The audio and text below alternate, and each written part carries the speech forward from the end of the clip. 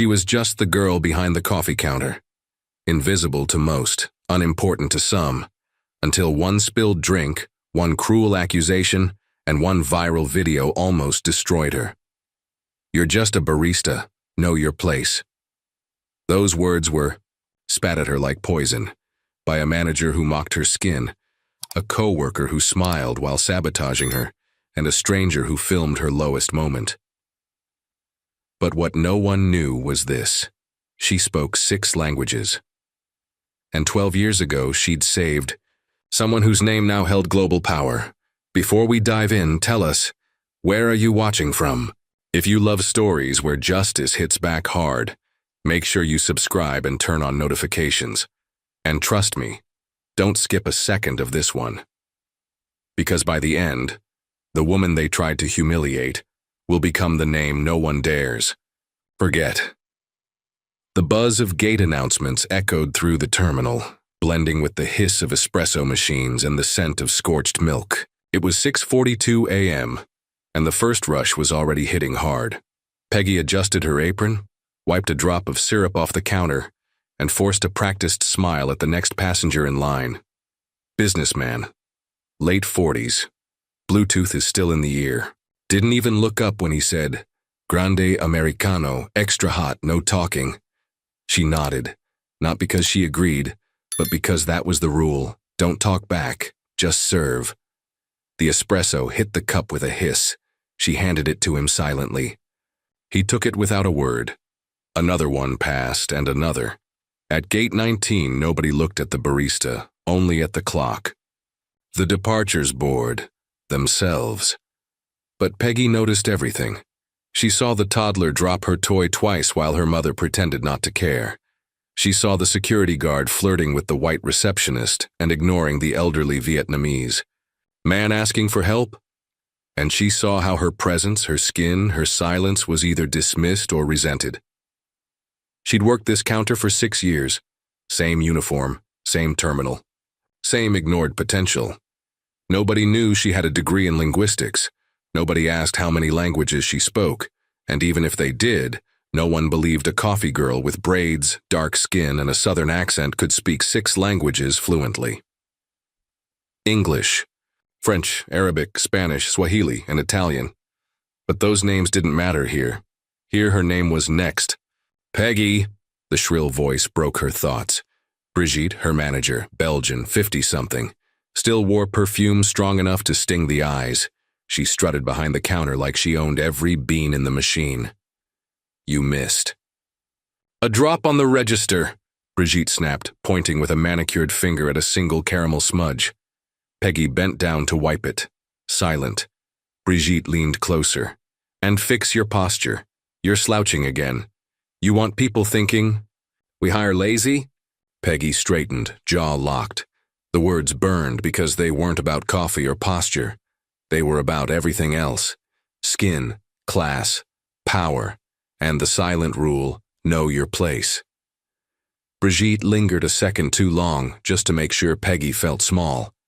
Then she turned and left, clicking away in her red stilettos like a metronome of quiet cruelty. Peggy exhaled, slow, controlled. From across the concourse, her co-worker Tina waved at a security guard.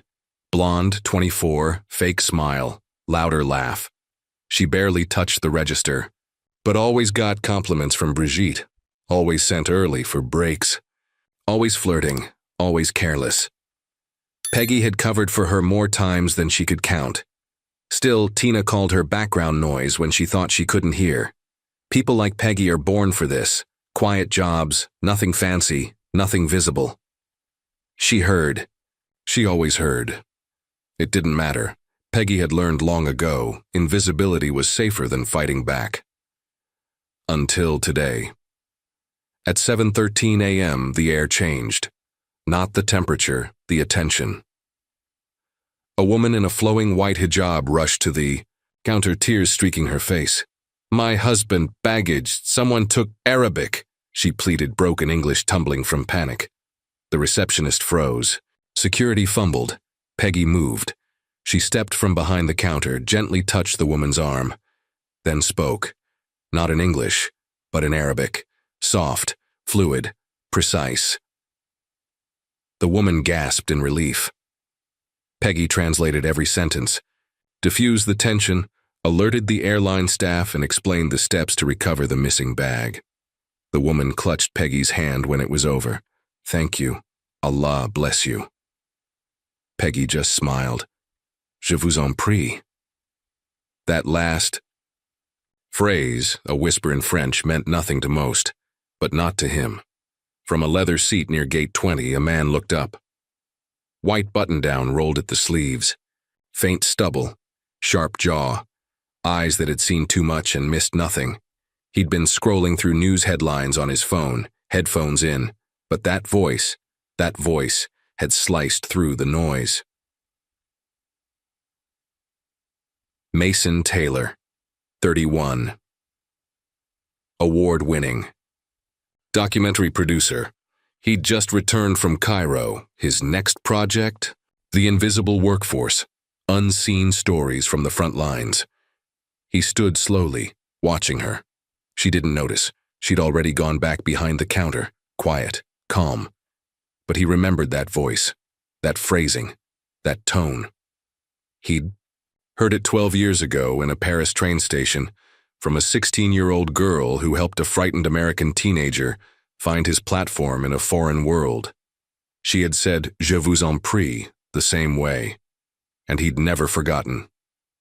The terminal felt like a pressurized box of impatience. Voices overlapped, wheels rolled over tiles, children screamed, announcements buzzed and blurred together.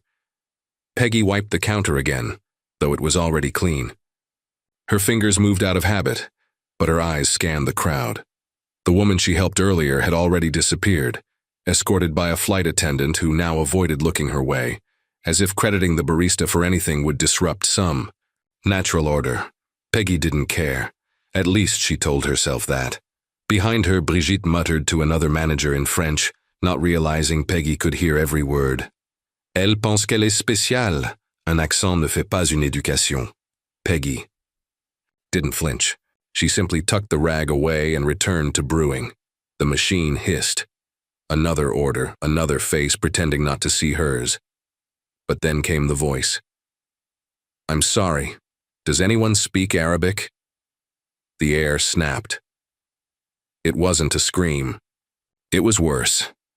It was desperation. A man in a beige thobe clutched his phone in one hand, a boarding pass in the other. His forehead glistened with sweat. Next to him, a teenage girl tugged his sleeve, crying silently. He looked around wildly, trying to speak to the staff. No one responded. He repeated louder, "Arabic, please someone, my wife, they separated us." A security guard turned his head and shrugged.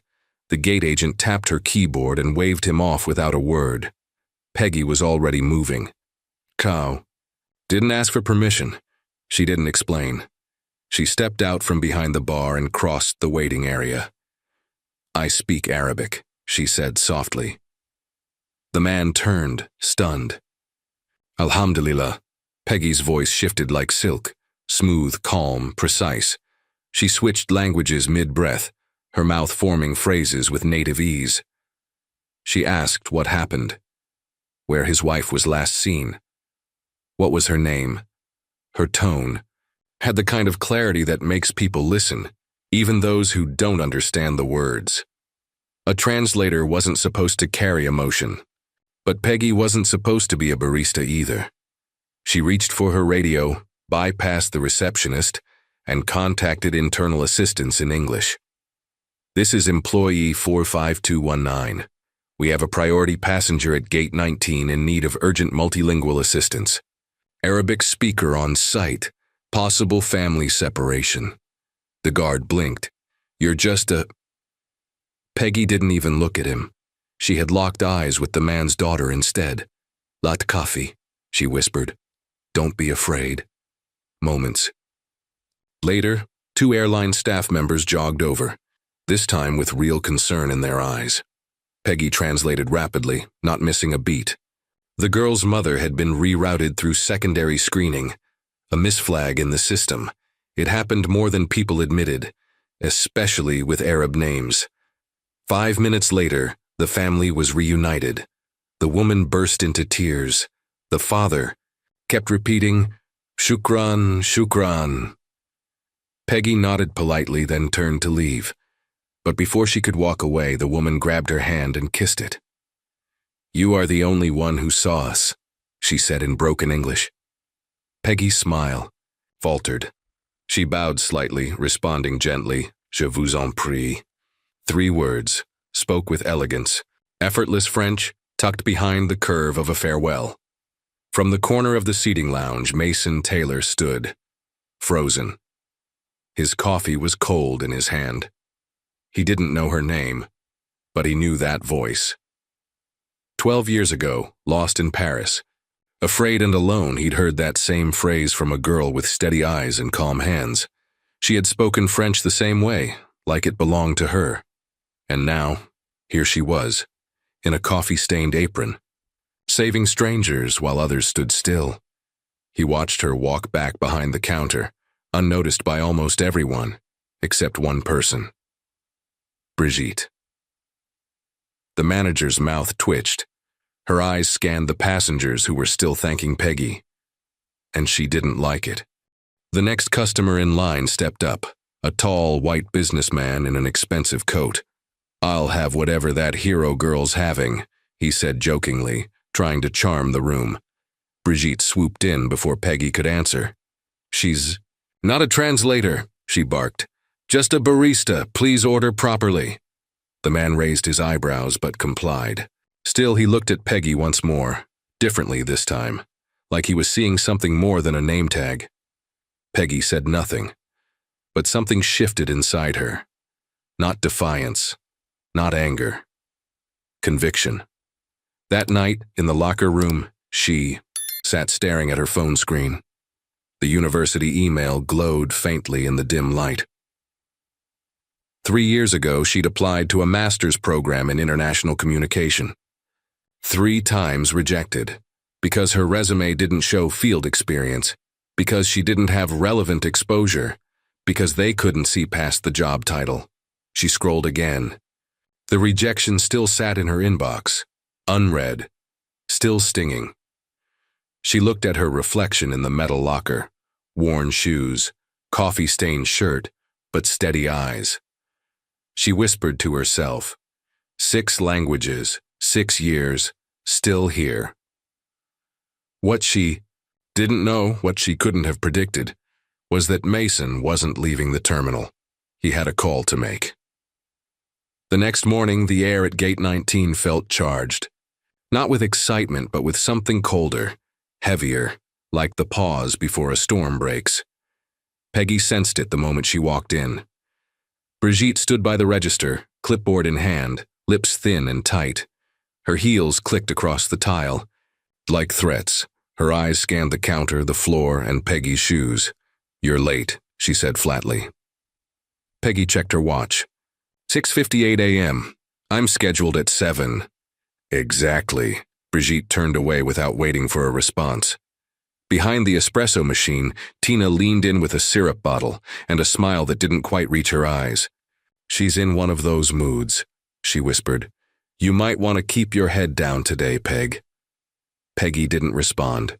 She grabbed her apron, tied it with mechanical precision, and slipped into her usual rhythm, filling milk jugs, restocking lids, checking grinders.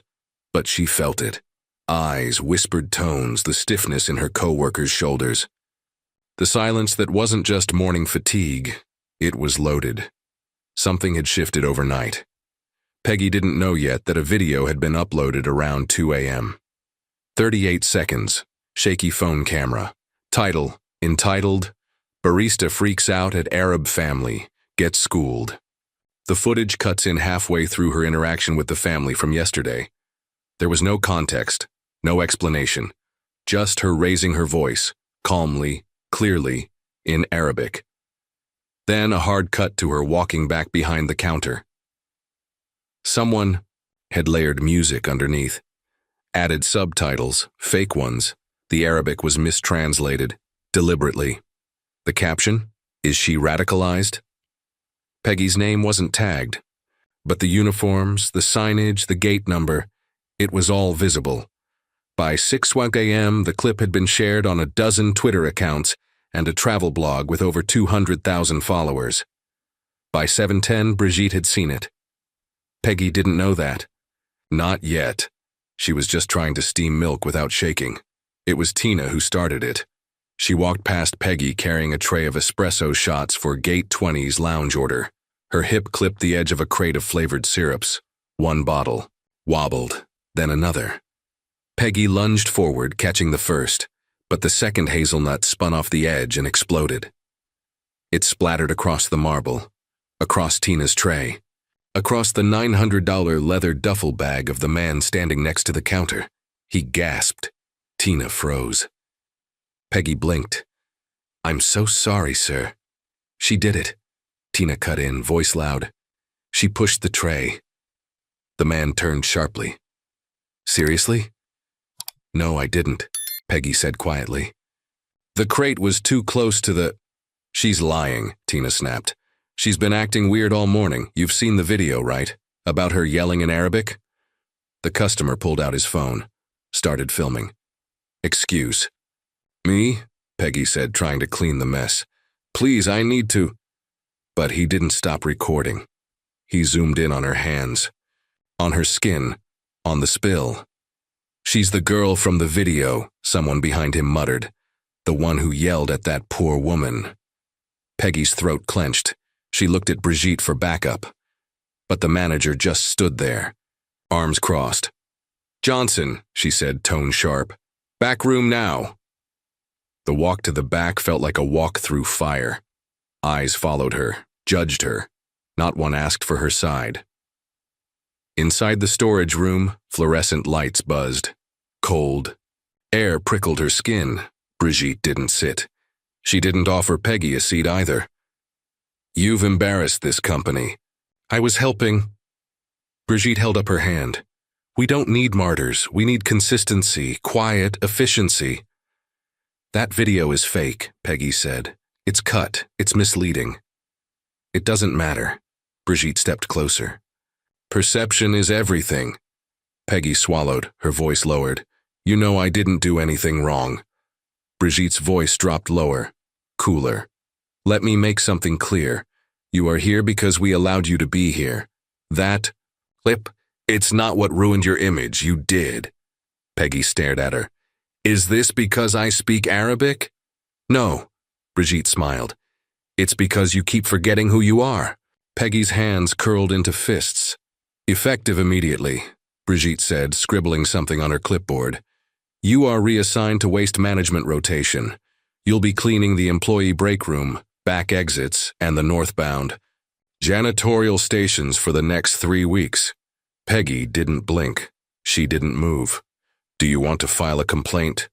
Brigitte asked, almost laughing. "Go ahead, but remember this, I have HR in my pocket, and you have a TikTok scandal and no real title." Peggy nodded once, slowly. Then she turned and walked out. She didn't cry. Not until she was in the supply closet near Gate 17, sitting on an overturned mop bucket, arms wrapped around herself. The phone in her pocket buzzed. Another email, another rejection from another internal transfer request. 12. All ignored, all under review, all forgotten. She opened the old folder in her gallery, the one labeled Proof, photos of her degree from Howard, letters of recommendation, international certifications, a picture of her and Sophie, the day Peggy walked out of college, to care for her sister. She looked at her reflection in the phone screen, and then she pressed record, not for TikTok, not for rage, but for memory. "My name is Peggy Johnson," she said, voice shaking but clear. "I speak 6 languages. I've worked at this airport for 6 years, and today I was punished for helping someone in need."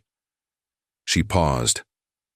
"I won't disappear, not again." The mop bucket creaked beneath her as she leaned back against the wall. Her voice had been steady, but now the silence crashed over her like a wave. She pulled out her phone again, not for the email, not for another application, but for the photo hidden deep in an old folder. Sophie, 10 years old, sitting in a hospital bed with a brace strapped to her spine, smiling like she didn't know the world had tilted against her. Peggy exhaled, slowly, the kind that comes from remembering a different life. Back then she wasn't a barista. She was a scholar, Dean's List every semester, double major, linguistics and international relations. She had a scholarship, a mentor, and an internship lined up with the State Department. Until one phone call shattered it all. Sophie's accident changed everything. Their aunt couldn't take her. Their mother had passed. It was Peggy or no. So she walked into her advisor's office that fall and said, "I need to withdraw." No tears, just a simple decision. "You're too gifted to throw it away," the advisor pleaded. She didn't. She just postponed her dreams. But the world didn't wait. One missed semester became two. Then a job. Then another. Until, eventually airports replaced embassies, aprons replaced business suits, and her name faded from the lists of rising stars. She had made peace with it, or thought she had. Until today. Now, after everything, after her hands had scrubbed the same tile for years while her resume gathered dust in a locked drawer, someone had dared to film her, edit her, reduce her, and still, one asked about the girl she gave it all up for. Peggy wiped her eyes. Then her screen. She wasn't ashamed of the past, but if they were going to drag her name through the dirt, she'd make sure they choked on the truth buried beneath it. Unbeknownst to her, just 2 terminals down, Mason Taylor was standing, at the edge of a boarding gate talking to a young associate. "She's here," he said. "Gate 19, we need to speak to her today." The hallway outside Gate 19 felt colder than usual. Peggy's sneakers squeaked softly against the polished floor as she pushed the mop bucket forward. Her back ached, her fingers were raw, and the citrusy smell of ammonia clung to her skin like a second punishment. She had spent the last 4 hours cleaning staff restrooms and employee break rooms, while Tina laughed somewhere near the departure gates with her clean record and a perfectly timed smile. Brigitte hadn't looked at her once all day, not since the reassignment, not since the viral video spread like wildfire through staff group chats. She had just finished rinsing the last mop head when she heard it, a low rustle of keys and boots behind her.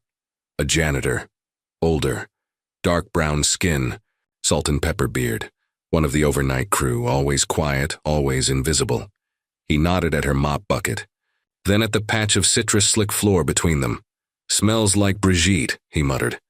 Peggy looked up, surprised. He didn't smile, just went back to wringing out his mop.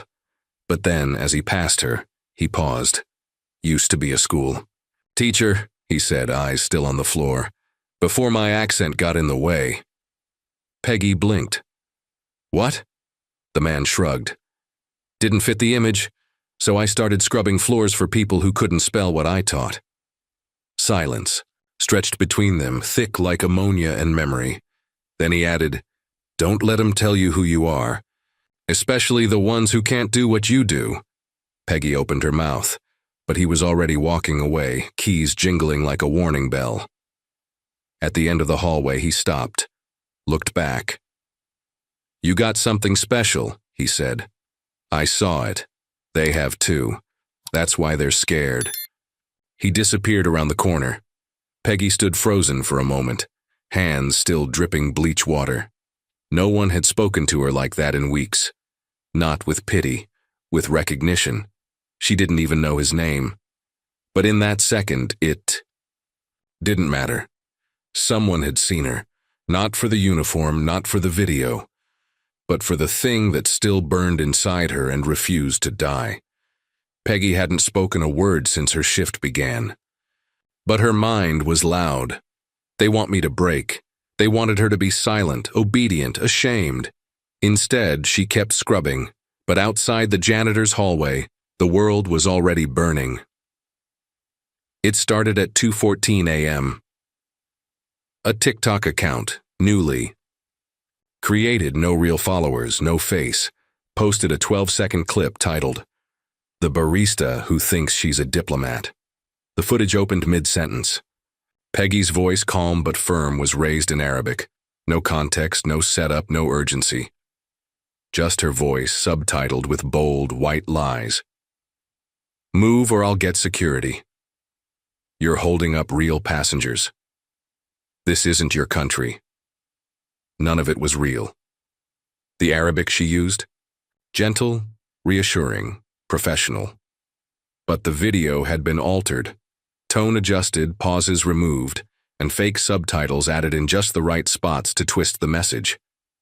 Worse, someone dubbed dramatic music underneath. A thumping beat, like a villain's theme, like she was the problem. The clip exploded. 20,000 views in the first 2 hours. Then a reaction stitch, a blonde influencer in athleisure whispering, "Am I the only one who thinks she's unhinged?" Then the comment storms. Another angry black woman. "These people always play the victim. Bet she doesn't even speak Arabic." By morning, the clip had hit travel blogs, airport horror compilations, and a Reddit thread called Entitled Staff Stories. Peggy didn't know yet. She was scrubbing staff toilets, unaware that her image was flashing across millions of screens, weaponized without consent. Tina knew. She was watching it behind the espresso machine, eyes wide, phone tilted away when Peggy passed by. Brigitte had seen it too, but she said nothing, only smirked when her staff forwarded it in private group chats with gifs of eye rolls and face palms. No one asked for Peggy's side. No one checked the source. In a world obsessed with viral, the truth was too slow. And Peggy. She was about to walk into a storm she didn't start, but that everyone had already decided she deserved. She was rinsing out a gray mop head in the janitor's sink behind the north exit when the knock came. It wasn't a loud bang, just 3 sharp taps. She turned, slowly. A man stood in the doorway, casual, calm, but there was a stillness in his expression that didn't match the bustle of the terminal. He wasn't in uniform, he didn't look like management. But Peggy felt it instantly. This man had power. "Are you Peggy Johnson?" he asked. Her eyes narrowed slightly. "Who's asking?" He stepped forward, his voice lowered. "Mason Taylor." Silence, but not blank silence. The kind that pulls memories out of the dark. She blinked. "Wait, the filmmaker." His lips curled into a half smile. "You remember." "Of course, your film, Nations Between Us, one can." He nodded, then paused.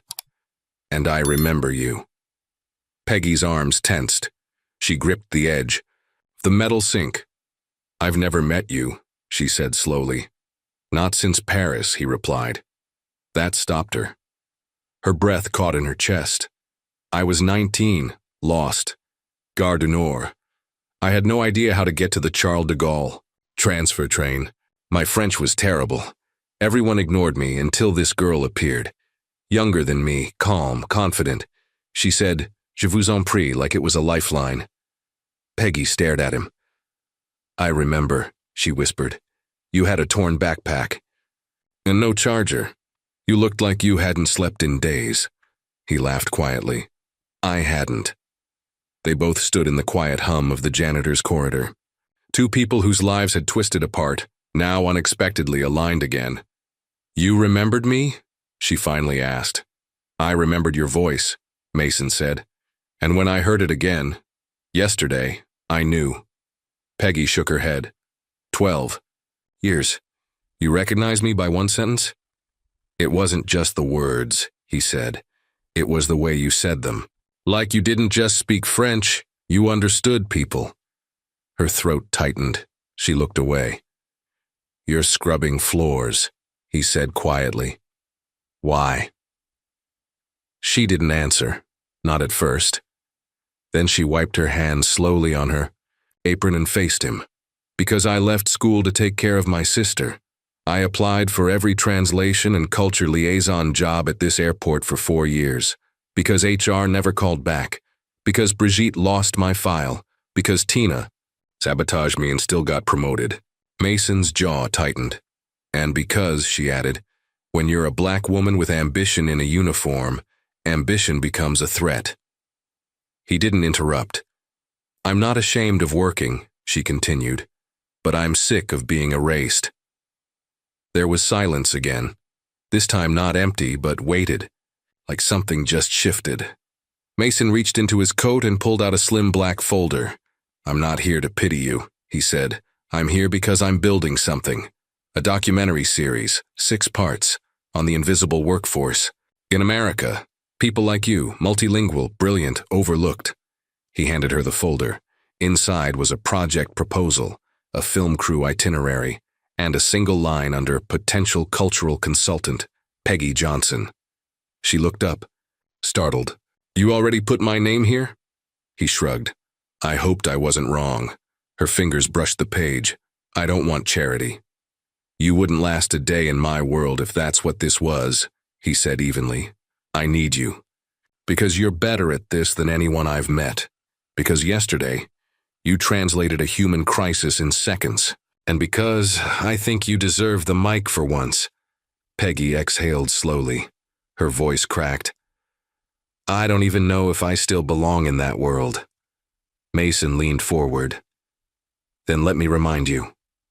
Just then, footsteps echoed behind. Them.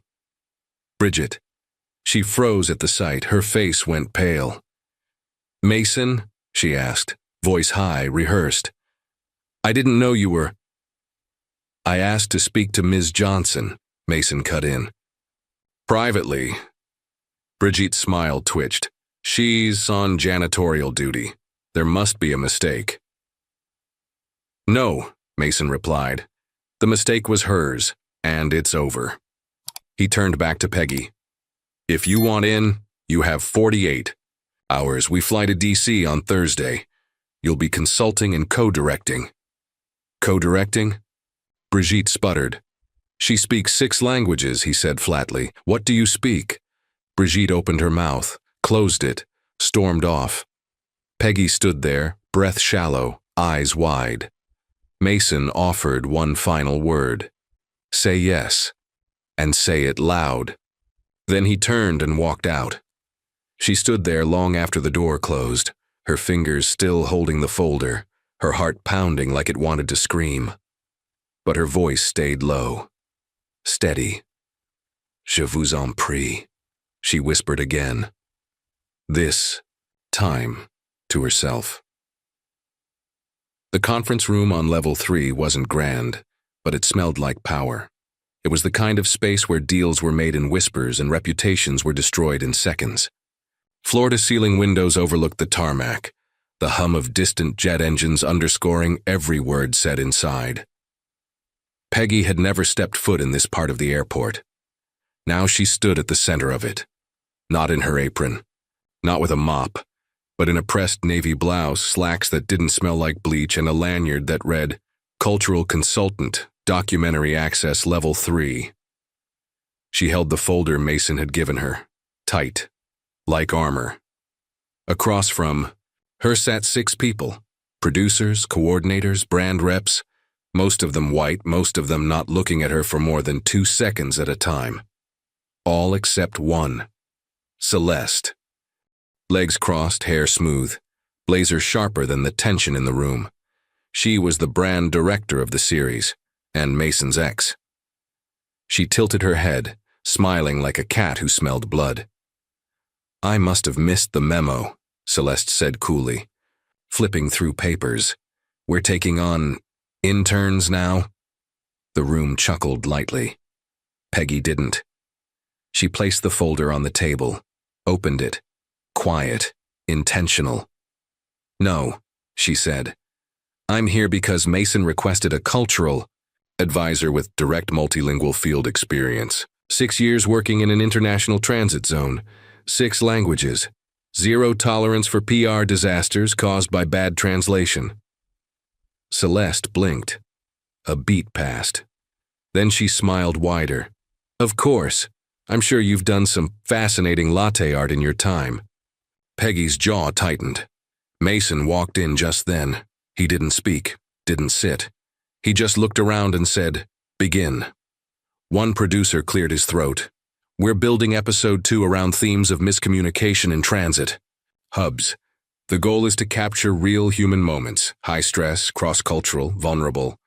He paused, glancing at Peggy. "Which is why we appreciate your insights." Peggy nodded, calm. "Then may I ask, who's reviewing your translations for the Arabic segments?" Celeste lifted a hand. "We've already contracted a vendor." Peggy turned the page in her folder, pulled out a copy of the draft script. Highlighted in red were phrases mistranslated from English, some dangerously so. "This line," she said, pointing, "translates in dialect as you. People cause delay. In certain regions it reads as a racial slur." Silence. Another page flipped. "This phrase implies the passenger is not intelligent enough to read instructions, which violates ADA standards and basic human decency." Mason didn't. "Blink." Celeste shifted in her chair. "I'm sure that's subjective," she said tightly. "I confirmed with 2 regional experts," Peggy replied, "and ran the phrases through 3 cultural vetting systems." She looked up, met every eye in the room. "I'm not here to be nice, I'm here to keep this project from collapsing on its ego." A long pause. Then Mason spoke. "Keep her on everything from this point forward." Celeste's voice sliced in. "With all due respect, Mason." "No," he said firm. "You're the one who pushed the vendor. You're the one who greenlit the copy. She's the one who just saved us from offending half a continent." Peggy stood still, not triumphant, not smug, just grounded. Because this wasn't luck. It was what she was trained to do, what she had always done, just never given credit. Barista. Celeste leaned back, mask cracking. "Well, we'll need to review her background, of course," she muttered. "Verify credentials, experience, see what formal titles she has." Peggy met her gaze. Howard University, Linguistics, Class of 2017, Certified Arabic English Interpreter, Swahili Fluency, Nairobi Immersion Program 2018, 2 peer-reviewed academic essays, 1 on gendered miscommunication in transit zones. She took a breath. And 1 on how qualified Black women are systematically denied positions in cross-cultural institutions, despite outperforming peers in live simulations. The room went still. Mason leaned forward, almost smiling. "Anyone else want to test her credentials?" But outside the boardroom, someone was already laying the next trap. Celeste sat in her glass office, phone pressed to her ear, voice a silk thread pulled taut. "No, don't post it under the company account. Use the side blog, the one for industry gossip." She paused. "Title it something like From Latte to Liar." The consultant raising eyebrows behind the scenes. She smiled without warmth. The article went live within the hour. Anonymous, but precise in tone. It questioned Peggy's rapid rise, called it suspicious, claimed sources had seen her bullying her way into a consultant title, questioned if her degree was real, even hinted that she was using racial sensitivity to silence criticism. The blog wasn't mainstream, but it didn't need to be. It spread like oil. 3 reposts, then 7, then 40.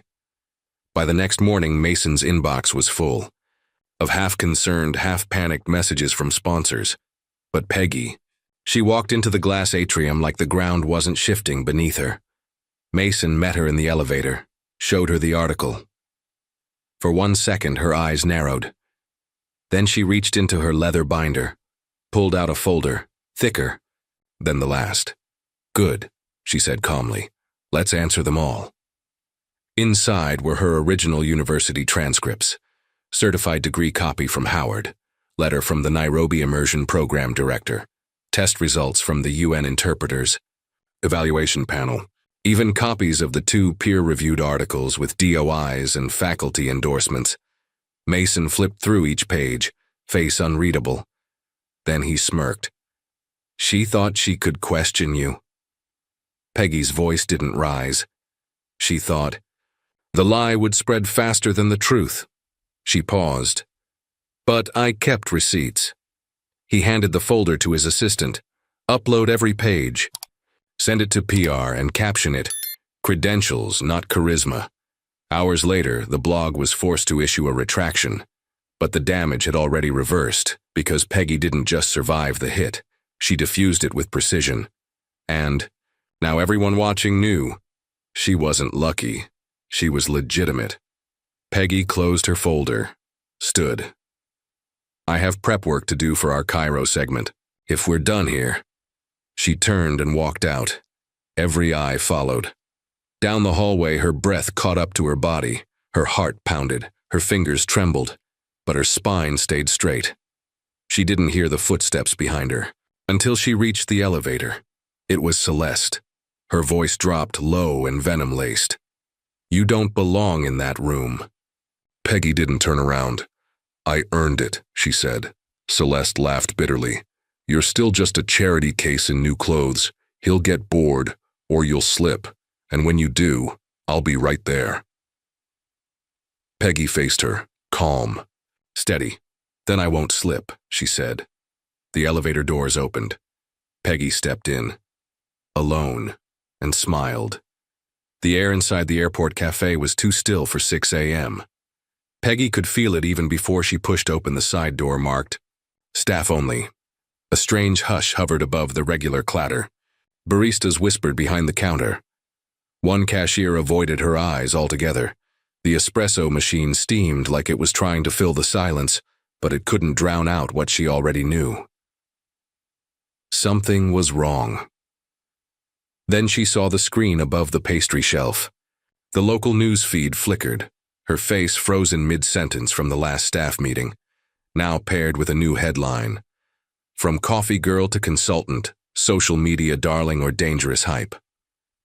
Someone had leaked the footage, the meeting, her comments, the boldness with which she called out to Celeste, and underneath the video, a conveniently anonymous source claimed Peggy had exaggerated her credentials, manipulated her way into Mason's favor, and weaponized racial sympathy to gain access to the documentary team. The article was unsigned, but the fingerprints were obvious. Brigitte's voice rang out before she even turned around. Well, celebrity's back. Peggy turned slowly, shoulders square. Brigitte leaned against the counter, arms folded, smile cutting like glass. Must be nice, having people fight your battles. Peggy stepped forward. Is there something you need from me? I need you to understand something, Brigitte said, her tone sweet with venom. Some of us had to work for years to get into these rooms, not just show up with a sob story and a pretty accent. I worked 6 years in this airport, Peggy said, voice low, steady, in silence with grace, while you kept my resume at the bottom of a drawer. Brigitte laughed. You were never going to get that job. You don't fit our image. Peggy's stomach knotted, but she didn't flinch. Brigitte leaned closer, whispering like a threat. You don't get to rewrite the rules just because you had one lucky moment. Peggy's phone buzzed in her hand. She stepped back, pulled it up. A message from Mason. Meet me in conference room 2A, urgent. She left without another word.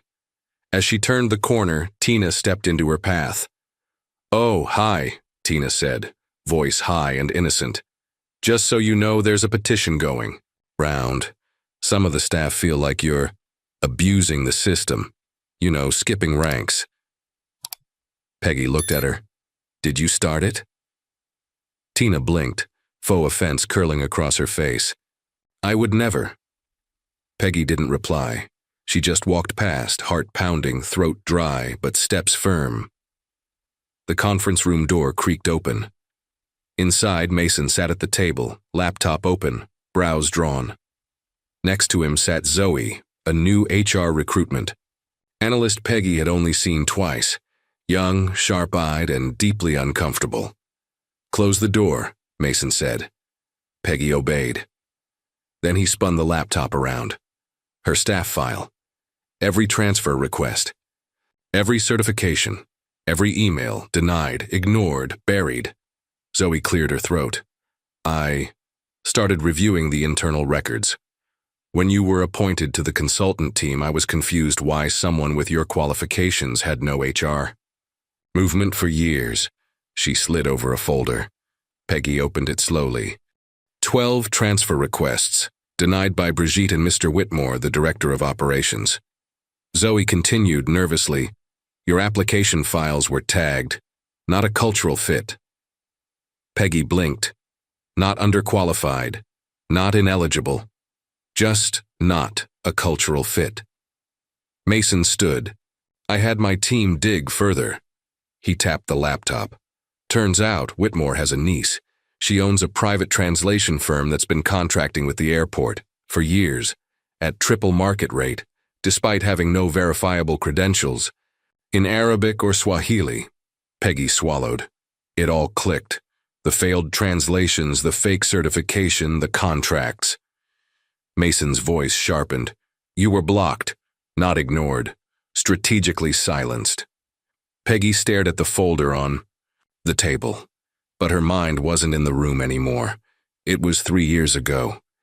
A rainy Thursday. She'd just finished a night shift, hands raw from bleach, voice hoarse from calling names no one heard. She remembered sitting in the staff hallway, filling out another online application with trembling fingers. It was a long shot, but the firm looked promising. Whitbridge Global Translations. They had contracts across 3 terminals and promised multilingual advancement. Sounded real, solid, like a door opening. She'd written the perfect cover letter. Attached are all certifications, double-checked grammar 5 times, and 2 days later the response came. Cold, precise, dismissive. Thank you for applying. Unfortunately, we are pursuing candidates whose tone aligns more closely with our brand identity. 1 line below. Your assertiveness may be better suited for other professional environments. She remembered staring at those words until they blurred. She'd asked herself if she sounded too confident, if she had softened her language, played humbly, erased herself a little. Now the truth snapped into place. That rejection hadn't come from an algorithm. It came from a gatekeeper, Whitmore's niece, a woman who ran a firm with no real fluency in Arabic or Swahili, but charged triple to fake it. The same woman who probably skimmed her resume and laughed. Peggy's knuckles whitened. She remembered how that email stung more than the others, because that one, it felt personal, like someone had looked her in the eye and said, "Not you." Now she knew why. It had nothing to do with tone, nothing to do with her skills. It was because someone had already claimed the throne, and Peggy, with her braids, her tired eyes, her perfect pronunciation, was a threat. Zoe looked up, sensing the shift. "You okay?" she asked softly. Peggy closed the file. "No," she said, "but I see it now." Her voice was flat, clear. "Not broken, just ready." Zoe nodded. "And the news article this morning, it was submitted through an encrypted proxy, but our security team traced the metadata, uploaded from a terminal, in the staff lounge." Peggy closed her eyes. Tina, Brigitte, and, behind them, Whitmore. Mason sat again. "This isn't just office politics, it's systemic suppression, and it's about to explode." Peggy stared at the file in her hands. She didn't feel angry. She felt ready. "What do we do?" she asked. "We start with this," Mason said. "Tomorrow you're leading the welcome session for the incoming Middle Eastern delegation. You'll speak, publicly. We'll broadcast it to the press. The original translator, removed. You're in." Peggy's hands trembled. "I'm not asking if you're nervous," Mason added. "I'm asking if you're ready to burn the whole thing down if they try to stop you." Peggy looked up. "I've been burning quietly for years," she said. "Let them feel the fire now." The sky outside the international terminal was still dark when Peggy stepped through the sliding glass doors. Inside, the lights were blinding. Everything gleamed. Polished marble, silver-framed security, gates, Digital banners welcoming delegates in Arabic, English, and Chinese, cameras, flags, and eyes. Too many eyes. She adjusted the wireless earpiece in her right ear and clutched the folder tighter against her chest. This wasn't the staff corridor anymore. This was the VIP wing, the place she used to mop, scrub, and clean in silence while others drank champagne. Now she stood at the edge of the media zone, badge around her neck, ready to speak to a room full of international officials, journalists, airport executives, and enemies waiting for her to choke. Tina hovered by the coffee table, pretending to adjust pastries. Brigitte stood stiffly by the corner doors, arms crossed, lips a tight line. Celeste wasn't present, but her fingerprints were everywhere, from the cold stares to the overly rehearsed seating arrangements. Peggy took a breath. Mason approached from behind, placing a calm hand on her shoulder. "You good?" She didn't nod. She just said, "Let's begin." The host, an assistant PR officer, stepped up to the podium. "We'd like to welcome our guests to today's international welcome briefing for the Cairo-New York Transit Corridor collaboration. And now we'll begin with a statement from our lead cultural consultant and language advisor, Ms. Peggy Johnson." The applause was polite, thin, but Peggy heard the silence underneath it. She stepped up. One step, another. Each click of her heel echoed like a challenge. The lights were too bright, the Ruiz M too cold, but her voice, when it came, was warm. "Good morning," she said into the mic. "Before I speak in English, allow me to greet our guests properly." And then she shifted. Arabic flowed from her lips like a river, fluent, full, formal, no accent, no hesitation. Eyes widened. A few guests tilted their heads, surprised, delighted. Then she changed. French, then Swahili. 3 languages. Under 60 seconds. No stumbles, no notes. She wasn't just translating. She was communicating, mediating, building trust. When she returned to English, the room was no longer waiting for her to fail. It was leaning in. Language is not just words, she said clearly. It's identity. Misused, it can offend. Ignored, it can erase people, but when used with care, it can build bridges where there were only walls. A man in the front row, tall, suited with a diplomatic badge, nodded slowly. Peggy turned. The page in her folder. Unfortunately, the initial briefing materials for this event included multiple errors.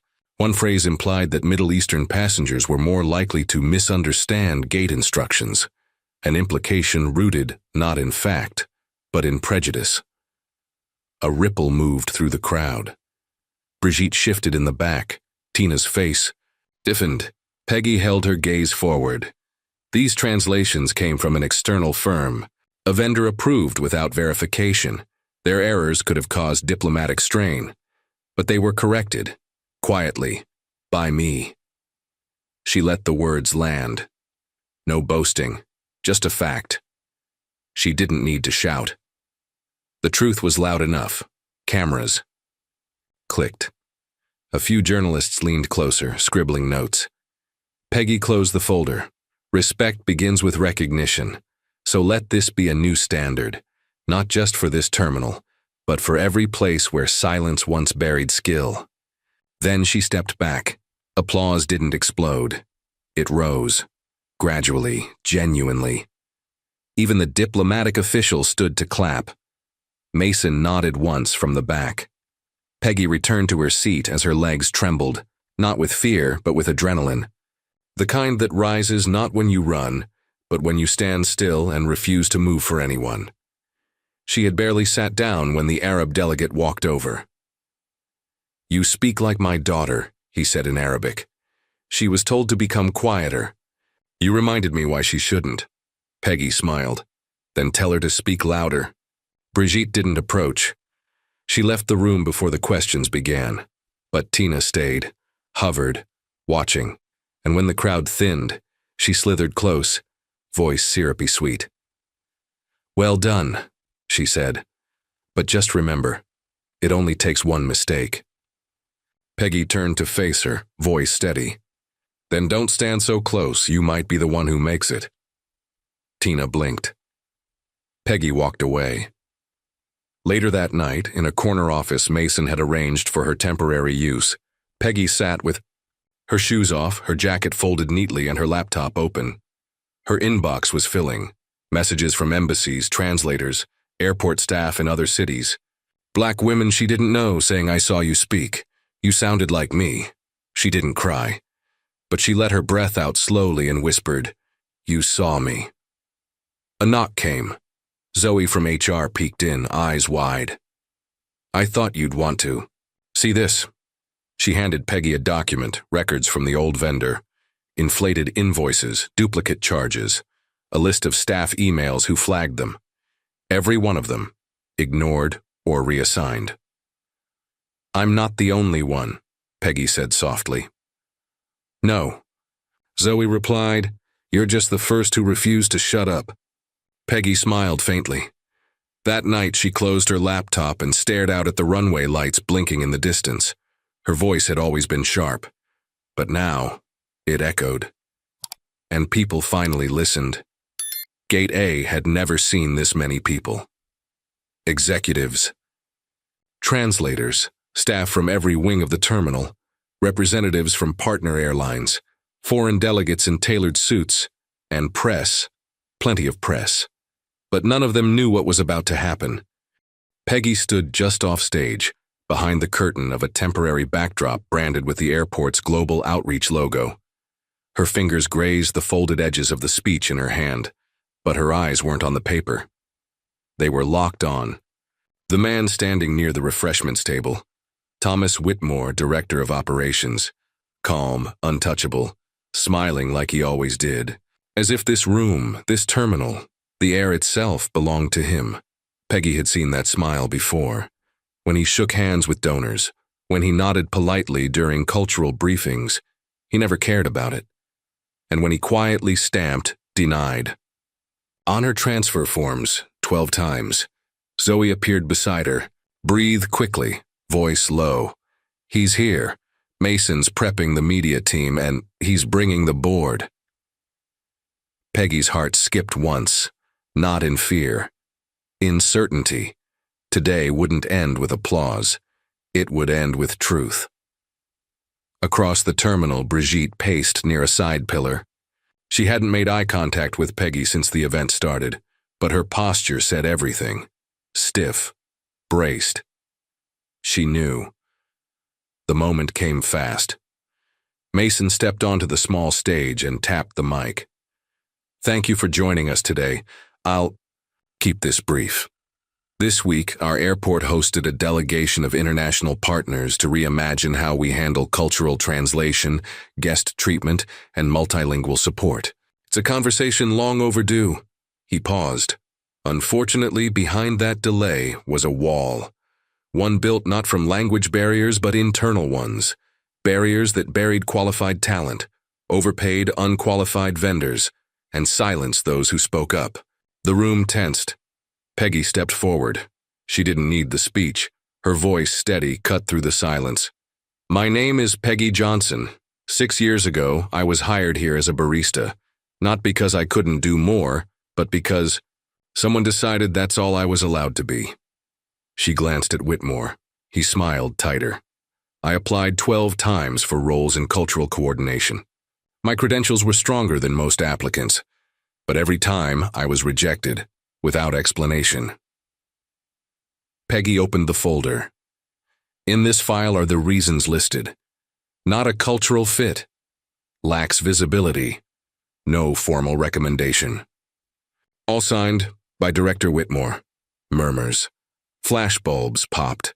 She held up another document. "Here is a list of translation contracts awarded to a firm owned by his niece. Triple market rate, no language certification. And every one of those contracts included errors. Errors that nearly derailed an international partnership." Whitmore stepped forward. "This is slander," he barked. Mason didn't flinch. "We traced the payments, we traced the emails. We traced the fake certification she submitted." Zoe stepped up beside Peggy. and we found dozens of suppressed transfer applications, not just from Ms. Johnson, but from others. Mostly black, mostly women, all qualified. The room erupted. Peggy didn't move. She looked at Brigitte now. And as for my manager, she buried every document I submitted, until I was scrubbing floors while teaching myself to keep smiling. Brigitte's voice cracked. She wasn't the only one. There were rules. No, Peggy said. There was racism. There was fear, and there was convenience. A beat passed. Then Mason turned to the crowd. As of this morning, Mr. Whitmore is suspended pending termination. Ms. Brigitte Duval has been removed from all personnel oversight and placed under internal review. Security guards stepped forward. Whitmore's smile collapsed into disbelief. You can't, he started. You did it to yourself, Mason said flatly. As they escorted him out, Brigitte followed, pale and trembling. But the room wasn't finished. Because something was happening. The back of the audience shifted. People in staff uniforms were stepping forward. Janitors, baggage handlers, cafeteria workers, maintenance techs. They weren't speaking, but they clapped, slow, heavy, loud, the kind of applause that came from people who never expected to be seen. Peggy swallowed hard, her voice just a whisper. Now, we're not asking for power, just recognition. Mason turned back to the mic. And starting today, that recognition becomes policy. Every hiring and promotion over the last 5 years will be audited. Every qualified employee buried in the system will be reviewed, and we will never again allow brilliance to be hidden behind aprons and silence. More applause. Some loud, some theory, but all honest. Later, as the crowd dispersed, Peggy sat on a bench near Gate A, shoes off, shoulders loose. For the first time in a long time, she wasn't performing. She just was. Zoe sat beside her. You did it, she said softly. Peggy looked out at the gate doors. No, she replied. We did. Behind them, the airport buzzed like it always had. But something fundamental had shifted. For everyone watching. For everyone who had ever been told to stay in their place. That place had moved. Because someone refused to stay quiet. The office smelled like new paint and roasted coffee. Sunlight poured through the wide glass window, catching the gold lettering on the door. Peggy Johnson, Director of Multicultural Communications. Peggy stood inside alone, barefoot, her heels neatly placed under the desk. The silence wasn't heavy. It was earned. Earned in scraped knees, sleepless nights, and words finally spoken.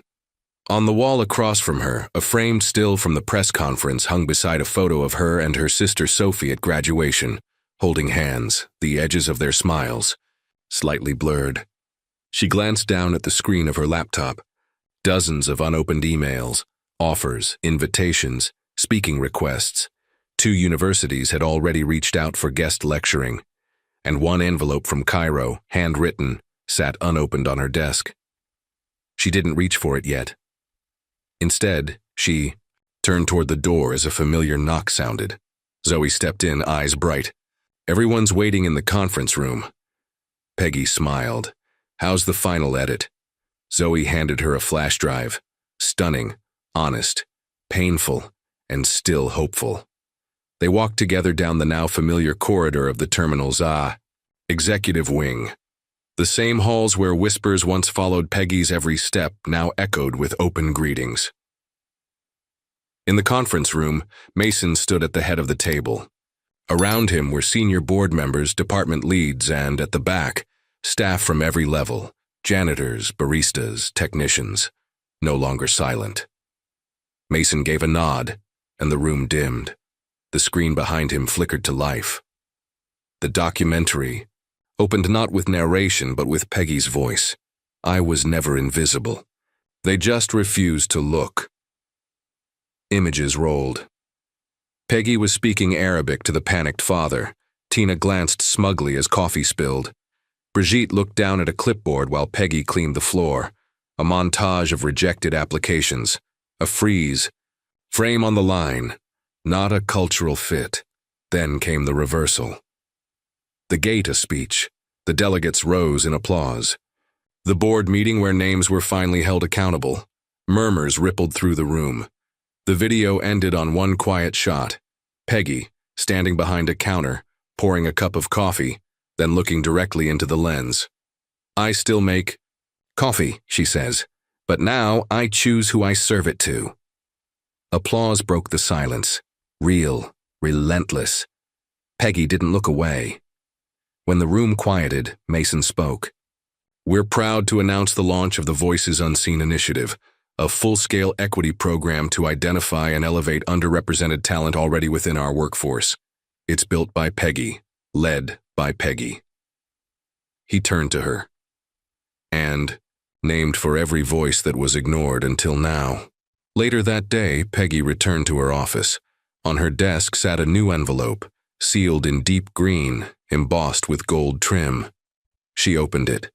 Inside, a letter from the University of Applied Linguistics Amsterdam, an offer for a visiting professorship, an invitation to build an exchange program for students of color, a postscript handwritten by Professor Van Ton. Some talents are never truly hidden, just waiting for the right moment to speak. Peggy. Let the paper rest on her lap. She thought about the mop handle she once held, the names she memorized while sweeping, the coffee spills, the bitter stares. She rose. She walked back into the terminal. Gate 19 was still there, smelled the same grind of wheels on tile, same buzz of voices. But something was different. People noticed her now. Not because of a scandal, not out of pity, but because her story had cracked the glass. Behind the barista counter, a new girl worked. Young, dark-skinned, nervous. She fumbled with a cup, cheeks flushing. Peggy stepped beside her. Relax, she said gently. Take a breath, then try again. The girl did. The coffee landed just right. What's your name? Peggy asked. Jasmine, she whispered. Do you speak any languages? The girl paused. French, a little Japanese. Peggy smiled. Don't ever hide that. A woman walked up, tourist badge clipped to her bag. Excuse me, she asked, eyeing Peggy. You're the one from the video, right? Peggy nodded. The woman fumbled, then held up her phone. Do you mind? Peggy leaned in. Only if you tag the coffee girl behind me, too. She's next. The woman smiled, snapped the picture. As Peggy walked away, she heard Jasmine whisper to the next customer. She's our boss. No pride, just the truth. Back in her office, Peggy placed a new item on her shelf. Not the award from the board, not the translated contract. A single, worn paper cup, labeled in Sharpie, Arabic, French, Swahili, Italian, English, Spanish. She had written it years ago, when no one believed her. Now it was proof. Not of language, of legacy. If this story moved you, made you pause, or reminded you of someone who deserves to be seen, don't keep it to yourself. Share your thoughts in the comments below. We read to everyone. Thank you for spending this time with us. We'll be back soon with another true-to-life journey that proves dignity, courage, and quiet strength always find their way to the light. Until. Then stay bold, stay kind, and never forget, your voice matters.